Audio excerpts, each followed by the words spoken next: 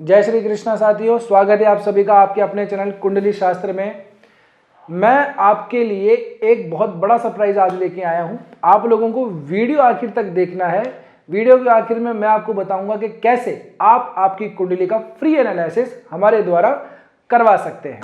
जी हां, आज मैं आपके लिए लेके आया हूं आने वाले सप्ताह का राशिफल। आपकी राशि के ऊपर ग्रहों के परिवर्तन का क्या प्रभाव पड़ने वाला है और यदि उसका कोई नेगेटिव इंपैक्ट होता भी है तो उसके लिए एक अचूक महा उपाय मैं आपको दूंगा, जिससे आपकी समस्याओं का समाधान भी हो जाएगा। तो वीडियो को आखिर तक जरूर देखिएगा। मकर राशि वालों के लिए कैसा रहेगा आने वाला सप्ताह, आइए देखते हैं। आपके राशि तीसरे भाव के अंदर गोचर किए हुए हैं। तीसरी दृष्टि पंचम पे डालते हैं, सातवीं दृष्टि आपके नवम भाव के ऊपर डालते हैं और 10वीं दृष्टि आपके 12वें भाव पे डालते हैं। तो नवम और पंचम इन दोनों भावों को आपके राशि जो है अपनी दृष्टि से नियंत्रण में रखे हुए हैं। एक एक करके बात करें तो आपके धन भाव के जो स्वामी हैं वो शनि महाराज ही बनते हैं, अपने से जस्ट दूसरे गए हुए हैं। लेकिन शनि महाराज का जो वक्रत्व है यहाँ पे थोड़ा सा आपको फाइनेंशियल जो है परेशानियां दे रहा है, और जब से राहु महाराज का यहाँ पे गोचर हुआ है तब से ही आप लोग ये परेशानी झेल रहे हैं। इससे पहले तो स्थिति और भी ठीक नहीं थी, क्योंकि शनि स्वयं अपनी राशि के अंदर बैठे हुए थे। अभी क्योंकि शनि महाराज वक्री चल रहे हैं तो आप लोगों को पेमेंट वगैरह लेने के अंदर थोड़ा डिले दिखाई देता है। अपनी सेविंग्स को थोड़ा सा अनावश्यक इधर उधर ही खर्चे हुए जा रहे हैं। आप जोड़ने का सोचते हैं, लेकिन जितना जोड़ने का सोचते हैं उससे ज़्यादा खर्चा तो आपको आगे दिखता होगा। ये स्थिति आपकी राहु की वजह से बनी हुई है। यदि हम बात करें आपके दशम भाव की, तो दशमेश आपके दशम भाव में ही हुए, तो काम से संबंधित कुछ परेशानी आप लोगों को दिख रही थी, वो अब थोड़ी ठीक होती हुई दिखाई दे रही हैं। मुख्य यहाँ पे जो बात बनती है वो आपके षष्ठेश और नवमेश जो कि बुध महाराज बनते हैं उनके लिए है, क्योंकि बुध महाराज अब वक्री हो चले हैं। आप लोगों के लिए अभी का जो समय है थोड़ा सा कठिन होता हुआ दिखाई दे रहा है। कठिन इस अर्थ में मैं कह रहा हूं कि आप लोग यदि किसी को पैसा देने का विचार कर रहे हैं इस सप्ताह के दौरान, यदि आपसे कोई उधार मांगने आता है तो कोशिश कीजिएगा बहुत ज़्यादा ज़रूरी ना हो तो पैसा देने से बचिए, नहीं तो आपका पैसा फंस सकता है। आप लोग यदि खुद किसी काम वगैरह की वजह से यदि कोई ऋण लेना चाह रहे थे अपने व्यापार अपने काम से संबंधित, तो वहाँ पे भी आप लोगों को जो है थोड़ा सा डिले अब दिखाई दे रहा है। लोन की जो फाइल है आपकी थोड़ी सी अटक अटक के आगे बढ़ेगी। जब तक बुध महाराज यहाँ पे वक्री रहेंगे तब तक आप लोगों के लिए फाइनेंस से संबंधित जो चीज़ें हैं वो थोड़ी सी कठिन रहेंगी। दूसरा बात आप लोगों के अगर मैं स्वास्थ्य की भी यहाँ से कर लूँ तो छठे भाव के मालिक आपके 11वें भाव के अंदर गोचर किए हुए हैं। छठे का स्वामी अपने से छठे गया हुआ है, यानी कि षष्ठेश स्वयं से षष्ठेश गया हुआ है। तो ऐसी स्थिति के अंदर भी बुध जो है आप लोगों को इस समय मौसम से संबंधित कोई एलर्जी जरूर हो सकती है। तो अपनी जो त्वचा है उसका स्पेशली ध्यान रखिएगा, अपनी स्किन का ध्यान रखिएगा। कोई डस्टिंग वगैरह जो है उनसे थोड़ा सा दूरी बना के रखिएगा।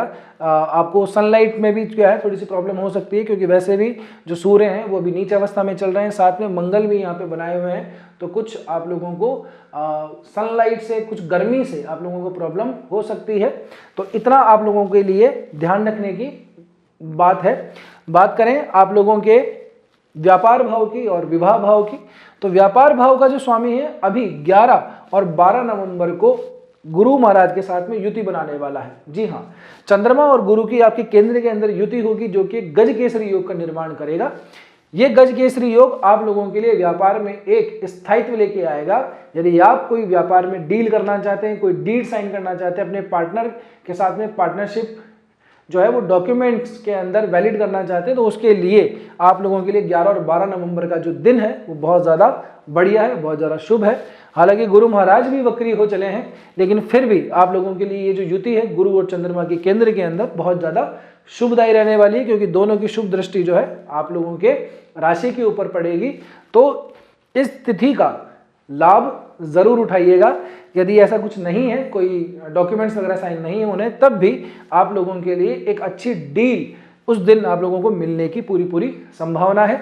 और साथ ही मैं ये कहूँ कि जो आपका वैवाहिक जीवन है उसके लिए भी ये समय ठीक है, क्योंकि चंद्रमा खुद एक स्त्री तत्व के कारक हैं। गुरु महाराज जो है वो ज्ञान और विजडम इन चीज़ों के कारक हैं। गुरु महाराज का हालांकि ये नैसर्गिक जो भाव है वो है नहीं, यहाँ पे गुरु महाराज इतने शुभ फल नहीं देते, क्योंकि चंद्रमा और गुरु की युति है। तो आप लोगों के दाम्पत्य जीवन के अंदर अच्छी समझ, अच्छा प्रेम, अनुकूलता, मैत्री, ये यहाँ पे 2 दिन के लिए विशेषतः दिखाई देती है। तो कोई अगर खटपट चल रही थी, उसको मैटर को अगर सॉर्ट आउट करना है तो इन तिथियों का विशेष ध्यान रखिएगा। इन तिथियों के ऊपर अपने पार्टनर से बात कीजिए, कोई पुरानी कोई मिसअंडरस्टैंडिंग है उसको क्लियर कर लीजिएगा। बात करें आपके रिलेशनशिप के लिए, तो रिलेशनशिप के लिए तो समय ठीक है, उसमें कोई भी समस्या नहीं है। समस्या बस एक है, क्या है? बुध की वक्र दृष्टि यहाँ पे पड़ना।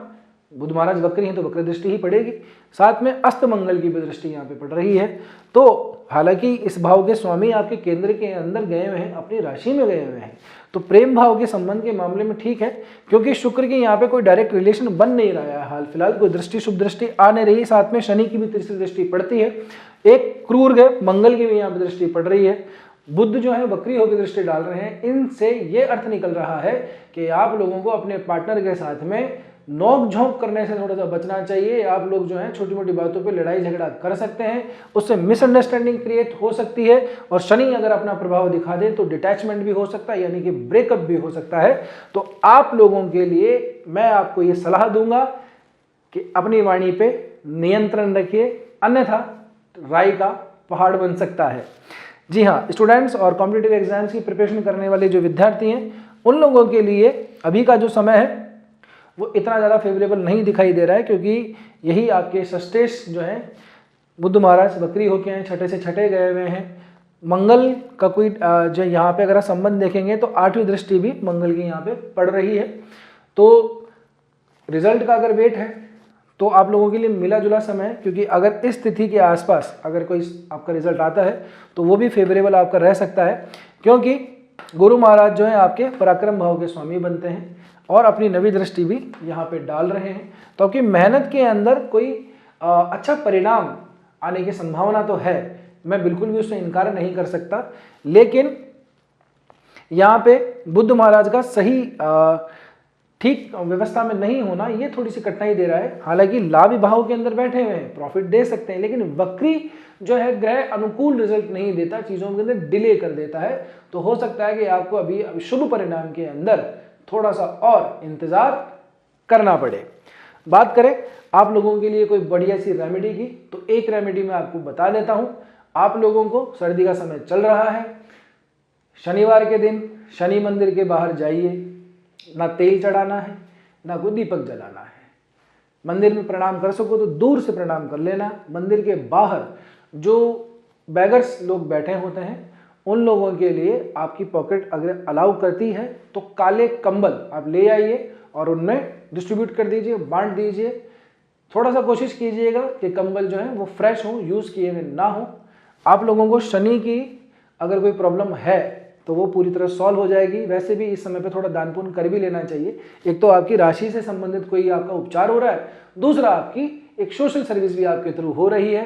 तो आप लोगों को तो दोनों तरफ से ही फायदा है। अगर आपकी पॉकेट अलाउ करती है तो ज़रूर कीजिए, नहीं करती है तो भी आप कुछ खाने का भी उनको ऑफर कर सकते हैं जो डीप फ्राइड हो। डीप फ्राइड समोसा, कचौरी, पूड़ी, जलेबी, है ना, पकौड़ी, इस तरह की जो चीज़ें होती हैं, जितनी आपकी पॉकेट अलाउ करे उतना आप ले जाइए और यथा सामर्थ्य यथा शक्ति डिस्ट्रीब्यूट कीजिए। आप देखिए उनकी जो ब्लेसिंग आपको मिलेगी वो शनि आपको कहां से कहां पहुंचा देंगे। उम्मीद करता हूं कि आपको ये वीडियो जरूर पसंद आया होगा। वीडियो पसंद आया है तो वीडियो को लाइक करना बिल्कुल भी मत भूलिएगा। हमारे चैनल को सब्सक्राइब कीजिए और शेयर भी कीजिए इस वीडियो को अपने परिवार वालों के साथ, अपने दोस्तों के साथ में। आपकी कुंडली के अंदर कौन सा ग्रह कहाँ बैठा हुआ है, किस ग्रह की दशा चल रही है, किस ग्रह की महादशा चल रही है, अंतरदशा किसकी है, कौन सा ग्रह कारक है, कौन सा ग्रह मारक है, इन तमाम चीज़ों को देखने के बाद ही हम किसी सटीक भविष्यवाणी पर पहुंचते हैं। जी हाँ, तो आप यदि अपनी कुंडली का एनालिसिस करवाना चाहते हैं तो नीचे दिए गए नंबर पर व्हाट्सअप जरूर कीजिएगा। अब बारी आती है जो वीडियो के प्रारंभ में मैंने आपको बताया था। जी हाँ, आप लोगों को ये वीडियो कैसा लगा, एक अच्छा सा कमेंट आप लोगों को कर देना है। सेलेक्ट करेंगे हम एक कमेंट को और उनसे बात की जाएगी, उनकी कुंडली का फ्री एनालिसिस मेरे द्वारा किया जाएगा। तो वीडियो कैसा लगा ये कमेंट करके बताना बिल्कुल भी ना भूलें। जय श्री कृष्णा, जय श्री राम।